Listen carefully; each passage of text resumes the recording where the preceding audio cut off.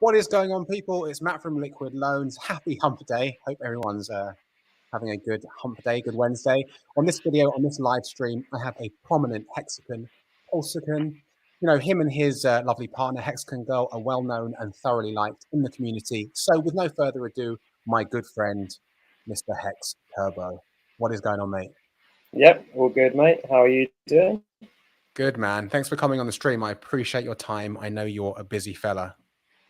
Yes, that is true. It was good, man, catching up with you and the UK Hexicans. When was it? 2 weeks ago now in central London? Yeah, about 2 weeks ago. That was fun. Yeah, that was cool, man. That was really cool. We got another one coming up quite soonish. Is that on the 20th or something? 19th? I think it's on the 19th. That's it. Something like that in London. Sweet, sweet. Yeah, man. Good. Well, listen, if you're a UK Hexican, you know who Hex Turbo is. You know who the best looking couple in the Hex community are. Him and his partner, Hexcian Girl. But for the people that don't know who you are, mate, maybe you could give us a little bio, a bit of background about yourself, how you got into crypto, Hex, Pulse, all that good stuff. Yeah, sure. So for those that don't know, I got into Bitcoin in 2017, just like a lot of other people.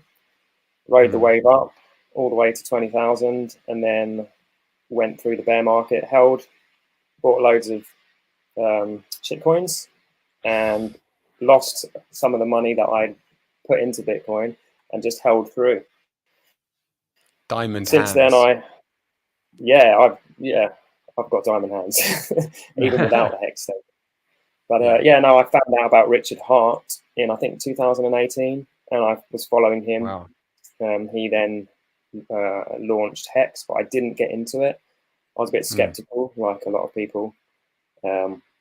But then later on, after about a year or so, I saw the chart for Hex, and that's what got me into it. So it was the actual technical analysis on the chart that confirmed this is a decent product. Sorry, and I got into Hex from there. But yeah, I have done what most people have done who've been in this crypto space for a few years, and that is a bit of leverage trading. Haven't we all? Yeah, lost some money, won some money, and then just got into Hex and was like, you know what, I've had enough of this stuff, and this seems like the perfect thing for me. Yeah, lock away and then stake and then be done with it. So I'm glad I found it. Exactly. So you heard about RH back in 2018. Why didn't you jump in at the beginning? I guess I was just disillusioned by people like Carl the Moon and Crypto and those guys, and was just in that frame of mind where like Bitcoin is so precious. And even Richard Hart was a Bitcoin maxi, right? Sure. And I had that frame of mind as well after losing so much through degen buying of the crap coins there.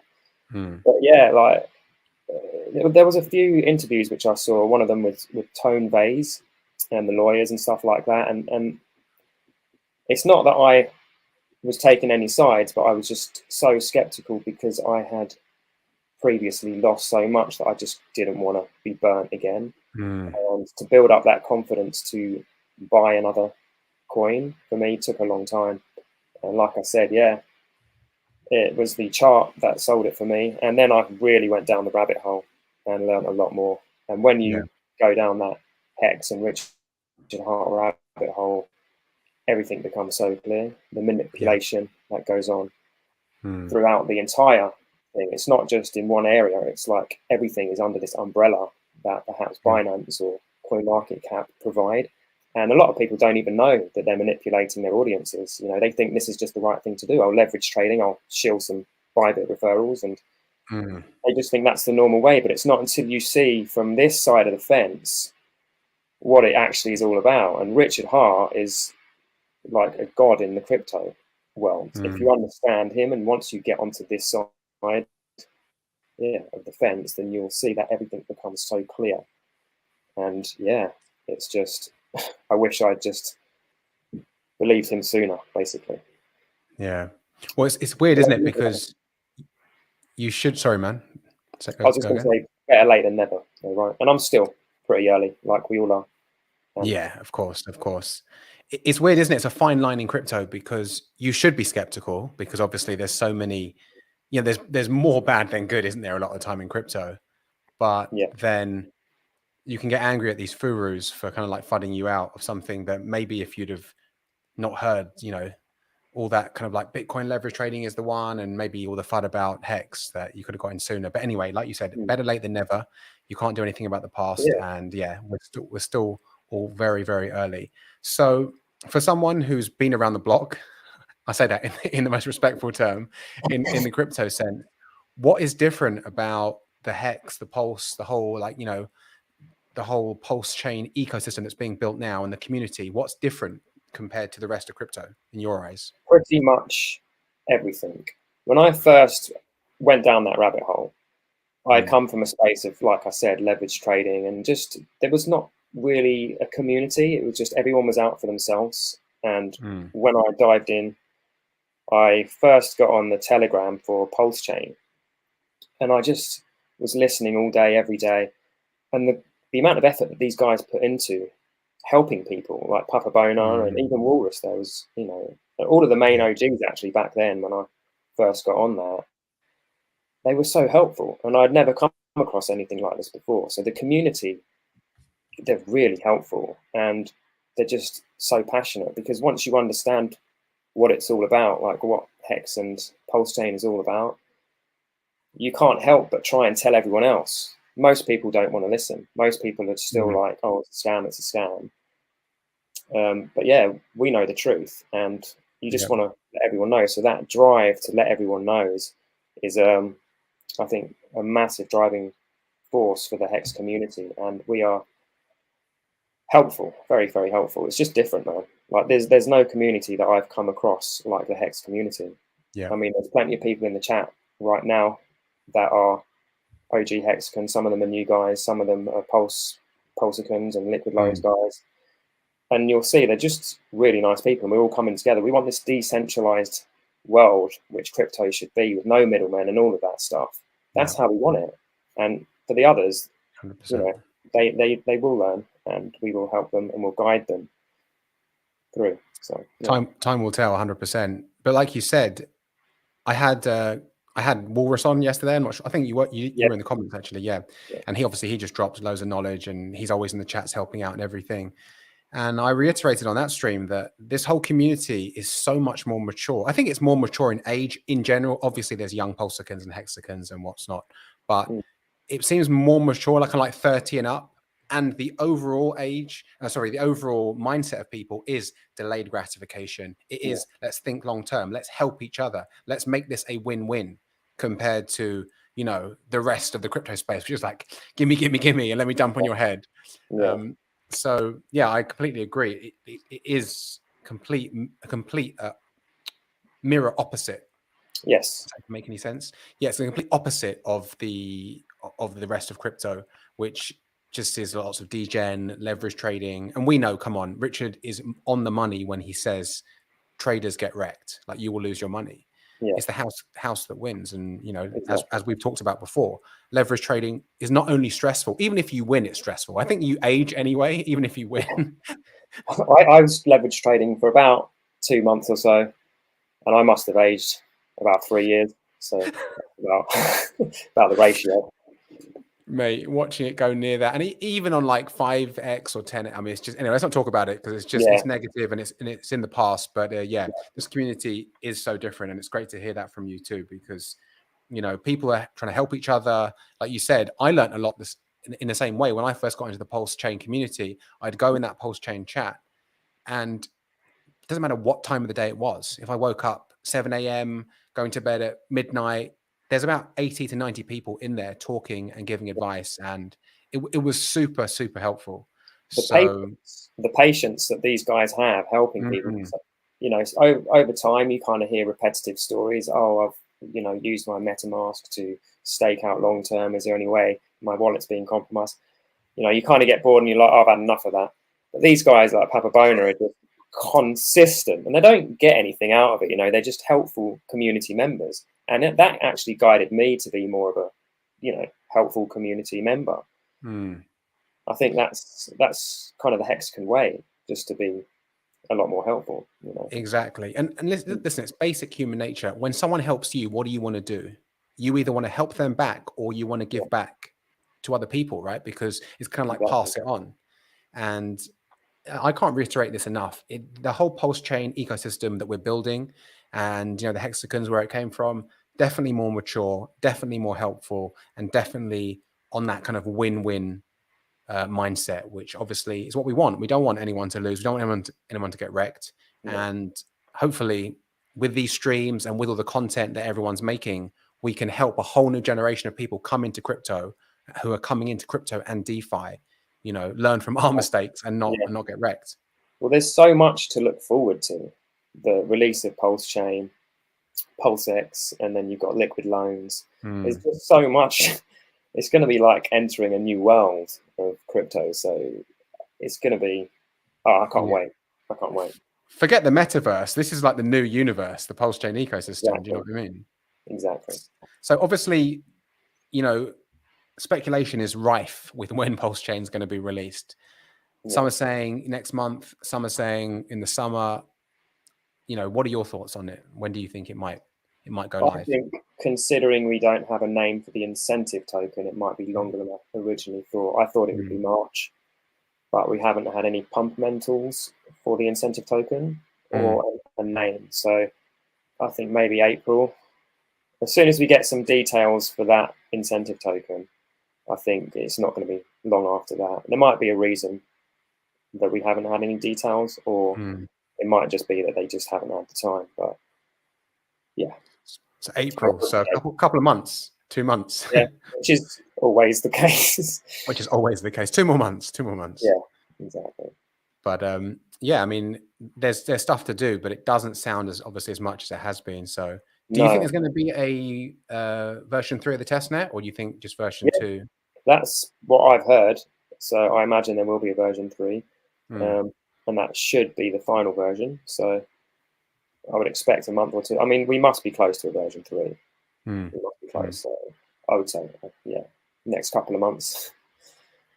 Absolutely. So when Pulse goes live, what is going to be your play? What are you going to do? Sit on your hands? Are you going to try and trade tokens for tokens before the bridge? Have you got anything that you've laid out for yourself? Yes, I am going to be chilling out. Watching what happens, enjoying. There's going to be so much like streams going on. There's going to be different gaming strategies and stuff like that. I'm just going to hear it all out and just not really do much at all. Yeah. But then I do want to get in on, delegating or staking where possible. So yeah, I'm probably quite quickly going to get into that stuff, but definitely no trading. No trading. Just moving my coins around and where they need to be to earn me a nice APY. Sure. But yeah, even then, I'm still going to take my time with it and just see, because you don't know which area is going to get you the most amount of APY. So it's all a bit of a game, isn't it? So yeah, pretty much not going to do anything. Listen to everyone else and see what they're doing, and just play it safe. Sounds like the best strategy, man. I mean, me and Walrus were talking last night, and what did he say? The Genesis whale made like 7 trades in the last 7 years and turned 3.5 grand into 300 mil or something mental. Yes. From what I've learned just being in crypto for the last few years is that holding your coins always works. And if you're trying to move things and do things and make more, you end up usually making less. So just make the right decision, make a plan, and usually if you're in a good product, you're going to make money regardless. So yeah, best strategy, stay calm, hodl, a stake. Yeah. I mean, obviously there's a double of the Hex. I know for a fact that obviously you're in on Pulse and PulseX and stuff. So, you hear all these plays all over the shop. And as humans, it's kind of weird because as humans, we love, well, as long as you're not a complete, lazy pig, we love to take action, right? We love to do something because we know when we take action in the gym or when you read a book or whatever, or you do some learning, like you're getting further down the road. But that's not the case in everything. And with crypto, and investing in general, yes, you need to learn a certain amount to know what to do, right? To buy and send coins and use exchanges and use DeFi protocols. But then a lot of it is, once you've reached a certain amount, a lot of it is just sitting on your hands and locking your money up in staking protocols like Hex. With the liquid loans protocol, you've got providing stability or staking the loan token. You've got delegating Pulse on Pulsechain as well. So yeah, I think that's a smart move. I don't think I'll be doing too much either, apart from just salivating over over how much Pulse we've got from the sacrifice and our 10,000x on each dollar sacrificed, and just chilling out. So sorry to put you on the spot, but everyone loves a PLS, a Pulse price prediction. So maybe you could give us your maybe short-term and long-term price predictions. So let's say it's 3 months, 6 months, and 12 months and for beyond. The Pulse token? Yeah. So what, 3 months was that? Yeah, let's go 3, 6, and 12 if you're cool with that. 12. 0.01. No, that's too much. 0.001 in 3 months. 6 months, 0.01. And then in 1 year, maybe 1 cent. Okay. Something like that. So 1 cent in a year? Yeah, I think that'd be definitely possible. Yeah. That's very conservative. It's quite conservative. Yeah. It's not very moon boyish at all. No. Yeah. I could go moon boyish, but I'm just gonna. I mean, we could see 1 cent really within 3 months. I mean, let's be honest. I just want to stay conservative now. Yeah, of course. You don't want to be on stream and then suddenly people are like, "You call the dollar in like 2 weeks," and it never happens. So absolutely. No, But yeah, of course, people love a price prediction. Yeah. No. Let me change that. You know what? Because that isn't moon boyish enough. Let's say 1 cent within the first 6 months, and then 10 cents somewhere within that year. I would say the end of the year. Okay. Yeah. I think a lot of people would be pretty happy with that. Yeah. So obviously Pulsechain is going to be the train tracks, is going to be the foundation, but there's obviously other stuff being built in it. Funnily enough, you were the first person who I think I found out about liquid loans, and I sent you the white paper. Do you remember? Yes, you were very quick on that. I think you sent me the Telegram. You sent me a link to the Telegram, and I think it was within the first like 50 to 100 people in the Telegram chat. And instantly I was like, "What is this? This sounds absolutely perfect. This is exactly what I've been looking for." Yeah, like I got it straight away. You know, for me, it didn't take much for me to get it. You were the one. Well, I mean, I came across it, and it was like the dream, wasn't it? Because it's like, hang on, obviously we all think Pulse is going to do very well, but at some point you're going to take profits, and it's like, I can sell and then still hold on to my crypto. Is that possible? Exactly. So I just sent it over to you straight away, and then you were like, damn, this looks pretty juicy. And here we are today. The thing is, I think it's to do with timing as well. And because Pulsechain hasn't launched yet, and Liquid Loans is going to launch when Pulsechain launches, so that gives it a perfect opportunity of everyone to just kind of get used to it. Because with Liquidity and Ethereum, like Ethereum has obviously been out for many years, and Liquidity came on afterwards. So it was this is like a all-in-one package. You get Pulsechain and you get Liquid Loans. So you get that option to just, I don't know why anyone would start selling straight away, but there's obviously many options that you can do in the Liquid Loans environment. But if you did want to sell, then this is a perfect way to sell without sending the price down and just perhaps get a non-taxable event. So that's I mean, I mean, if you care about the main thing. Holding on to your crypto and obviously non-taxable event, depending on where you live. But I think most jurisdictions in the world, there's no CGT, capital gains tax on a loan. So, kind of a no-brainer, but obviously everyone needs to do their own research. Yes. I'm sure you've seen some of the liquid loan strategies that have been floating around, Hodl, Haunted, Red Squirrel. Have you seen some of these? I've seen them all. I first saw, obviously the first one was the Haunted one, and I was like, yeah, that looks interesting. I might give that a whirl. And then Hodl came out with hers. It's like, oh, okay. Then I saw Squirrels, and I was like, this one to me suits me a bit more. But just recently I saw Hexponential's grandmas. Little old lady. Yeah, that's the one. That actually almost suits me the best because it's just the least amount of effort. Yeah. But you're still making gains throughout the entire system. So yeah, I've seen them all, and you know what? It's going to change. And I prefer trial and error. So for me, I'm very hands-on, and until I can get to use the liquid loans ecosystem, that's when I'll really know what's working and what's not. But I'm all about least amount of work as possible, but most amount of gains. So wherever I'm going to be earning the most amount of APY, whether that's in the stability pool or from the loan token, staking the loan token. And you know what, I might even use because I'm going to sacrifice for the loan token. Okay. Then I'll be staking that. And so that obviously gives the USDL. And I might just use that as cash flow. Do you know what I mean? As my income, just to use that and just, or if the stability pool is providing a really nice juicy APY, then I'll bang some of that USDL in there.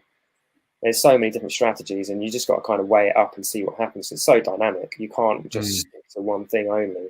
Yeah. So, yeah, I'm just going to play it as it dynamically changes. Yeah. I think you're bang on the money there, man. I'm not sure if you saw my interview with Christian, the CEO, recently, and he kind of emphasized in that interview, he's like, all these strategies are great, but it's not about getting locked into one. You know what I mean? It depends on a number of factors. What's going on in the market? What's going on in your life, right? Yeah. Like if you're maybe young and single with no kids and no bills, right? And you're just renting your place, and you can obviously be more be more risky. If you maybe, you're later on in your life, or you have kids, or you have a big mortgage or whatever, maybe you need to be more risk averse. So there's a number of factors going on there. And I think it's great that we have all these strategies, but really, I think for anyone, they need to see what's going on in the market and going on in their life. And then from there, make a decision.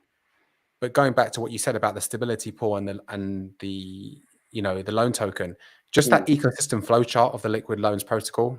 I mean, it's pretty attractive. Like you said, you could just get your USDL and live off that. Exactly. And for me, whenever I need to splash out a bit more, like maybe I'll get a Lambo. Then I'll then I'll do that through the loan system. And whether that's to never pay it off, I don't know. Maybe I'll want to pay that off through the cash flow that I'm getting through the staking the loan token. Who knows? Until it's live and it's happening, I don't even know. But yeah, they're kind of my thoughts on it at the moment. And I think there's a lot of opportunity there. So, why not go ahead and try it all? Exactly. What's amazing about this? I mean, obviously time locks are great, right? We know in Hex, if you delay your gratification, you get a great APY.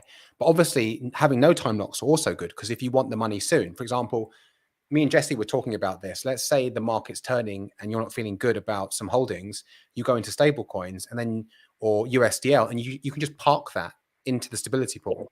And then you're earning pulse from liquidations, and you're also earning the loan token. And then also there's no lock on that. So you can pull that out anytime you want.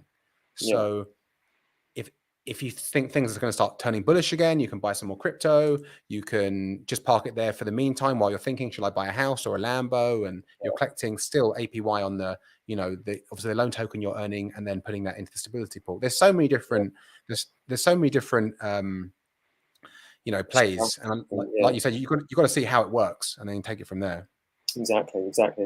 For me personally, it's very difficult to understand what the market is doing and going to do. Predicting is quite difficult, so I'm just going to stick to my staking and stuff. Whereas, if you're trying to it's almost like a trader mindset if you're trying to time the market and stuff. So, it's all about just staking and locking. But I will sacrifice for the loan token. And my strategy for that is I'm probably going to lock 50% of that for anywhere between 1.5 to 2 years. Just in case that gets a lot more than it would have done having staked to the loan token. It's impossible to know, right? So that's another strategy that I'm going to kind of use. You can't go wrong if you're doing 50 in one area and 50 in the other. So I think that's pretty good, because like you said, you've got that 2.5 multiplier with the time lock, and then you've got the staking pool. And again, a lot of people ask, what's better, the time lock or the staking pool? It's unknown. You've got a known multiplier versus an unknown multiplier. So you're dividing it 50-50. Again, maybe if people are unsure, they could do some sort of split to get both. I think that's who knows. Yeah. But that's good. You're hedging your bets both ways. So if one does better than the other, then you're still good. I think that's smart. So obviously you're super bullish on liquid loans. What else are you excited about on Pulsechain? PulseX. So obviously Richard dropped that bomb, I think yesterday, about the staking pool and getting the incentive token as a reward. Yeah. That's pretty massive. Kind of like single-sided staking, where you're not even being paid the same assets. You're not inflating the supply, which is quite interesting, isn't it? And it's deflationary already, and you obviously got this buy and burn thing which might happen. So super bullish and super excited to see that, and just to see the platform, even just to see the front end platform and how it works. And there's just too many things to explain and what I'm excited about, but there's just so many. I'm going to be overwhelmed. I think we're all going to be like a little kid in a toy store. Yeah. It's just literally. So but definitely PulseX and obviously Pulsechain. Yeah, I mean, the whole ecosystem is going to be crazy, and there's lots of things. I mean, even yesterday, Walrus was telling me about how to pulse, and I knew about it, but I didn't know how much they were doing as well. Do you know much about that? I went on there when it first came out, and it was pretty basic. I think it just had a lot of market caps. But then I went on it more recently, and there's so much to that website.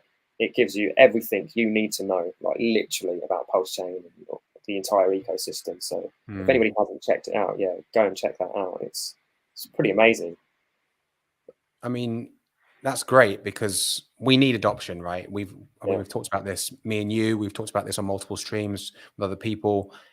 We don't want I wouldn't say a ghost chain, but a chain with just hexagons or pulsicons, because it's not going to be, it's not going to do good for the ecosystem. It's not going to do well for the price. It's not going to do well for the whole growth. So how do we reach out of the Hex and Pulse community in your eyes and get mass adoption for Pulsechain? Or do you think it's going to happen automatically?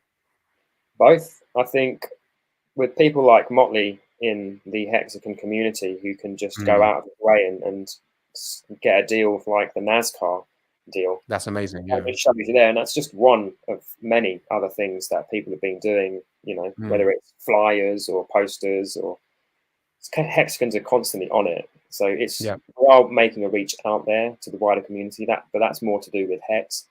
And I think firstly, I think just doing streams like you're doing now. There's a lot of people who are starting new streams and just getting the word out there as much as possible. But yeah, as soon as Pulsechain launches, I mean, it's going to be an inevitable consequence that everybody has to just move over and use it, and it will just be the new Ethereum. They can't avoid it. Everyone's going to be speaking about it. It's going to be the new shiny toy of the entire year, and everyone's going to want to use it. They're going to go and check out all their tokens and their NFTs that they have, and they'll realize, hang on a minute, this is really smooth. And oh, what's this? Oh, PulseX and liquid loans, and it's inevitable. It's inevitable, and we're here, the community, to help everyone learn and understand what strategies to use, and they'll realize that this is the future. It's inevitable. So you've got the community driving people to learn about it, whether it's through streaming or advertising. And then we've got the launch of Pulsechain. Yeah 100%. I mean, some of these marketing things are really good, I think. And man, it's just like I said, it's inevitable. For sure. I think we also do need to. It's great to stream, with each other in the community, but I think we need to, start reaching out and streaming other communities. And on this channel, definitely the way we're going as well. One way I found quite recently, actually, I didn't find it. Hexcian girl, she was on Twitter there, and there was a tag for ETH gas fees, and there's many people on this forum complaining about ETH gas fees. And you can go on there and you can just, reply to people and explaining, oh, well, Pulsechain is going to come out, so this can kind of solve that issue you'll have. Oh, and you're going to get free tokens over here. So that's a good like backdoor way to kind of reach a different community. And even on like Reddit, and you can go onto like Ethereum Reddit posts, and you know, if they're complaining about Ethereum gas fees, mention Pulsechain, or you know, there are other ways to get the word out there. But yeah, for sure, yeah, it's going to happen. Yeah, I think those Twitter spaces have been pretty successful too, right? I think some NFT guys have been coming in. Is that right? Yeah, there's a lot of big name verified accounts that pop on and just end up staying for a couple of hours. I've seen a few times that the conversations that are going, they're kind of similar to the Telegram chats, and they're quite addictive once you start listening. You're like, oh, these guys really know their stuff, and what's all this about the Pulsechain? So if new people come on that way, then yeah, I think it's been quite successful, because a lot of new people have been coming on board. And you can see the growth, like whether it's through Richard Hart's YouTube channel or Richard Hart's Twitter, the growth is now picking up a lot quicker. Yeah. So it's just, and every day, even me, I'm getting new Twitter followers, and I often check to see their follow account and stuff. And it's usually new accounts which people have just opened. So I'm assuming these are guys that have just found out about Pulsechain and all the rest of it, and are just making a Twitter account and getting involved. It's funny how fast things move in crypto, isn't it? Because a lot of the time, I think the sentiment around the Pulsechain sack was, "Oh no, I missed Hex. I've got to get into Pulsechain," right? And then here we are, how long? Like 9 months later, and 3 sacrifices later, and another one to come. Exactly. 3 sacrifices later, and people are jumping into PulseX and like, "Oh my god, I can't believe I missed Pulse." And it's like, now people who got into Pulsechain sacrifice are kind of like OGs already, and it's not even out yet. So it's crazy how fast it moves. Yeah, it's unbelievable. I mean, the amount that's happened. I mean, you got into crypto, was it January last year? Around that time? Pretty much end of 2020, early 2021. Yeah. I mean, you've come so far. Like, you know, I mean, some people have been in crypto for years, and they just kind of stay at the same level. But it's not about when you got in, it's about what you're doing when you're in the space, right? Because if you're just sitting back and you've got your Bitcoin and you're like, you try and trade some Shiba Inu or whatever, then you're never really going to progress. But like you come in, you found the right community, now you're like properly in there and you're really learning a lot, and you've come really far, you know. So at the end of the day, when people ask, like, when did you get into crypto? And it's like, oh, well, I got in back in 2013. Yeah, but if you haven't been doing anything, then who are you to kind of like advise me? Whereas you've been in it for a year, and like you're up here, man. So. Thanks, man. Yeah, it's just like whatever you're passionate about, you'll go down the rabbit hole, right? And then you'll learn more and more. And I got in like everyone else, Bitcoin, Ethereum, saw that the $100,000 Bitcoin or the $300,000 Bitcoin that was promised in 2021 wasn't going to happen, obviously. And all these gurus on YouTube didn't know what they were talking about. And obviously, you know, from yourself as well, from your mentorship, you showed me Pulsechain and Hex and what's not. And yeah, man, you've got to be learning in life. And it's not just about crypto. It's about everything. You can't think that, and I don't care if you're 95 and it's your last day on earth. You can't think, oh, I know everything about this now. You know, I'm done. Where a lot of people I talk to, because, you know, a lot of people are in crypto these days. Still, we're still early, but, you know, I meet a lot of people and they're like, yeah, I'm in crypto. I've got some Bitcoin, Ethereum. And I'm like, oh, cool. And then I find out it's all on Coinbase. They don't know what a hard wallet is, a cold wallet is. They've never heard of Hex or Pulsechain. So they're kind of in crypto. They're in legacy crypto, you know, kind of legacy finance crypto in a way. They're still stuck in the middleman D, basically. They're still stuck in the middleman D. They're stuck in middleman D. They're not really, you know, they've bought a bit of Bitcoin. They're holding it on the exchange and they're just like, that's it. You know, I'm in crypto. You're not. You need to keep learning and you need to keep evolving. And I mean, I heard about Bitcoin back in 2012. And really early. You know, I just could I have learned about it? Of course I could have, but I was lazy. Back then I was buying gold and holding like precious metals. And I was also into ETFs, right? Exchange traded funds. And everyone tells you, oh, these are easy. They go up between 5 and 9% a year. And, you know, you beat inflation and you hear this stuff. And then someone tells you about this digital money and you're like, that kind of sounds difficult. No, I'm just going to ignore that. So like you said before at the beginning of this interview, better late than never.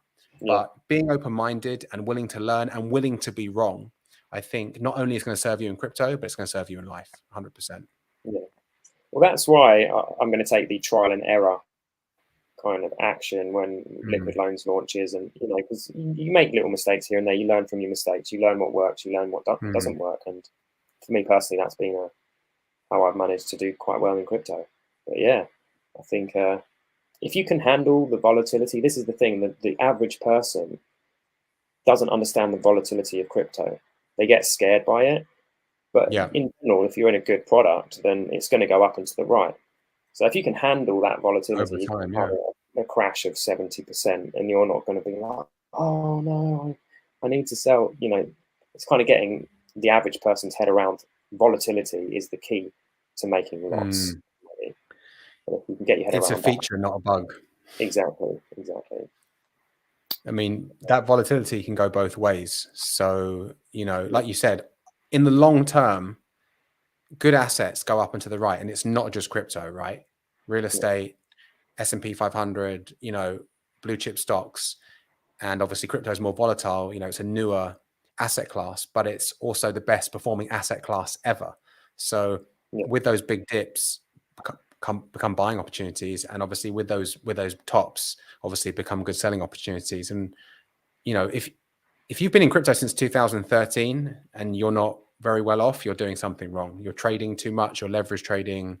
I mean, you're watching Bitcoin. You're watching Bitcoin. You're listening to people like Tone Vays and whatever trying to sell you their indicator or whatever like that. So yeah, man, 100%. End of the day, and I think this is a good, kind of thread that we can run through this whole stream. It's like get into good projects, find good protocols, chill, hold, and see and watch the chart go up. And A, you haven't got the stress, and B, over time, if you've got into a good project, when you look at like the Hex chart, and the soon to be Pulse chart, that's going to have dips and it's going to have corrections and stuff, but on the whole, it's going to be trending up and to the right. So that's man. I think when people really understand that, and I think the Hex and Pulse community, it's drilled in a lot through streams and through the content. And if you've got half a brain and you're listening, then hopefully you're absorbing that kind of info. Yeah, I mean, hashtag never selling, right? You don't really need to ever sell anymore. Well, when it launches. Yeah, I mean, Pulse. Why would you sell your Pulse? Like literally, you've got let's say two people, right? You've got John and you've got Dave, and they both got $100,000 worth of Pulse, and one's going to sell it, $50,000 worth. He's going to lose half of his Pulse, and he's going to have a taxable event. The other's going to take a loan out against it. And again, assuming that Pulse does what Ethereum done, what Ethereum, Bitcoin, Hex have all done, go up and to the right, he holds on to his he holds on to his asset, and also he gets liquidity, and it's non-taxable as well. So I mean, there's so many bullish things. It's crazy. And man, this has been really, really good. And I hear you're doing your own YouTube channel. Is that correct? Soon? I will be doing it. I'm just in the process of doing it at the moment. So I'm going to release my first video quite soon. I'm just a bit of a perfectionist, so it's all just got to be a bit perfect before I get it out there. But it will be out there soon.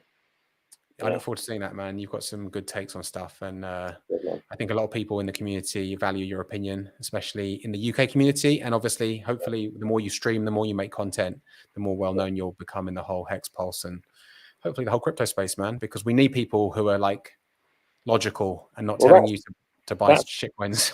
Yeah, exactly. That's the plan. It's not like I want to make that reach out. I don't want to just do it for the Hex community or the Pulse community. There's so much more out there. And I think if I can do it in a way where it reaches the vast of crypto people, then that's the best way to go. Whether that means doing some Bitcoin videos first or some Ethereum videos, just to get, a bit of a different audience, and then moving into the Hexcian community. I don't know. We'll see. Yeah, that would be great.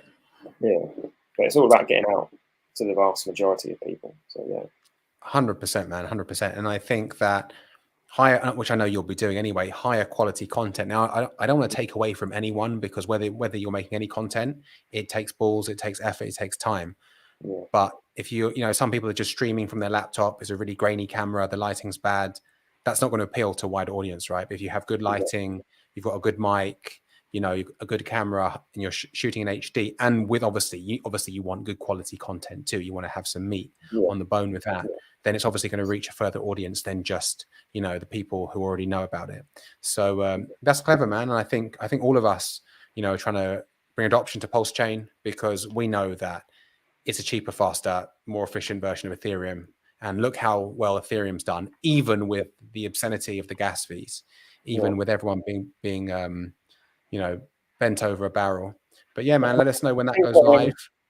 I think the fact that it's proof of stake as well often gets missed, but proof of work is becoming old, and people need to realize that new technology always overtakes the old technology. So proof of stake is massively improved. There's a massive improvement on proof of work. Proof of work, you're constantly using electricity and mining equipment, and then the miners are going to sell.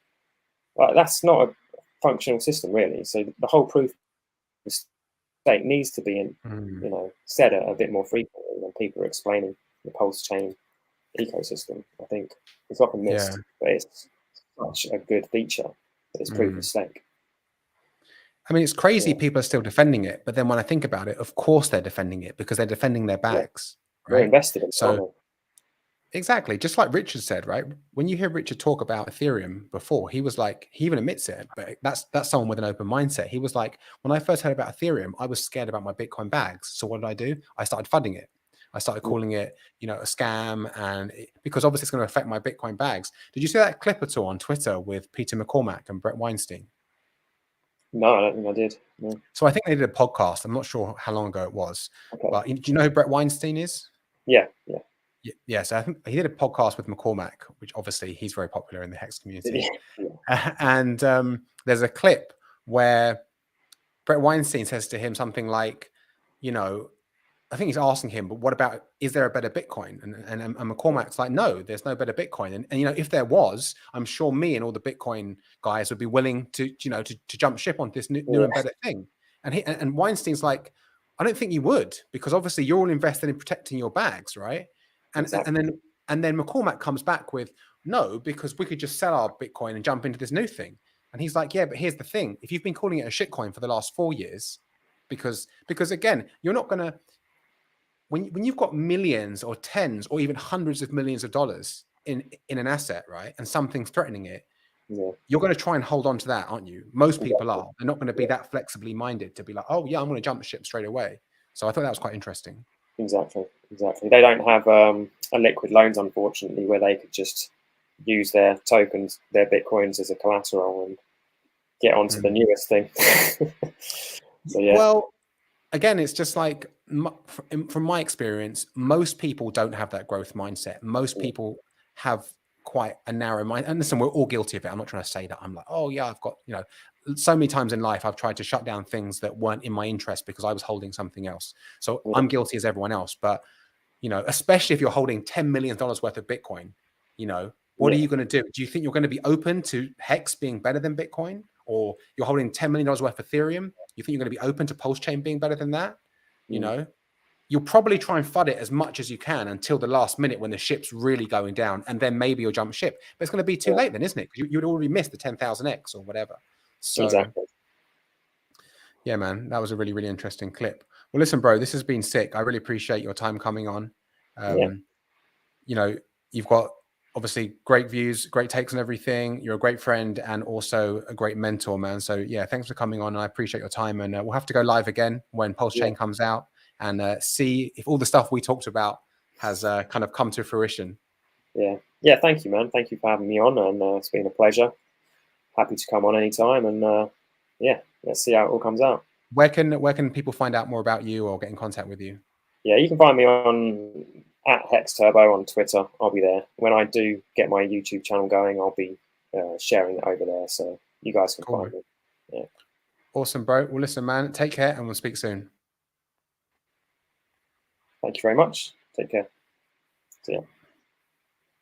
Yo, guys, what a great interview. Hex Turbo just dropping the truth bombs on, Hex, Pulsechain, liquid loans, all that good stuff. If you like the video, guys, and you're not a subscriber yet, because I've been peeking at the analytics and some of you are just lurking. You're watching the videos, but you're not a subscriber. So if that is you, if you're a lurker, hit that red subscribe button and that bell icon so you're notified every time we drop new vids and content on the Liquid Loans channel.